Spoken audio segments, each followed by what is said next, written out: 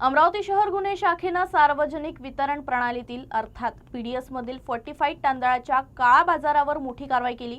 गोपालनगर येथील बंद सूतगिरणीच्या गोदामावर टाकलेल्या धाडीत 450 क्विंटल फोर्टिफाईड तांदूळ, 2 मालवाहू ट्रकसह सुमारे 33 लाख रुपयांचा मुद्देमाल जप्त करण्यात आला आहे। गोपालनगर येथील बंद सूतगिरणीच्या गोदामावर टाकलेल्या धाडीत 450 क्विंटल तांदूळ, 2 मालवाहू ट्रकांसह सुमारे 33 लाख रुपयांचा मुद्देमाल हस्तगत करण्यात आला। या प्रकरणी अमन अनिल श्रीवास याच्या विरुद्ध राजापेठ पोलीस ठाण्यात गुन्हा दाखल करण्यात आला आहे। गुन्हे शाखेला मिळालेल्या गोपनीय माहितीच्या आधारे पोलीस निरीक्षक दिनेश दहातोंडे, पोलीस निरीक्षक अतुल वर आणि जिल्हा पुरवठा विभागाच्या पथकानं संयुक्त कारवाई करून हा बेकायदेशीर साठा उघडकीस आणला।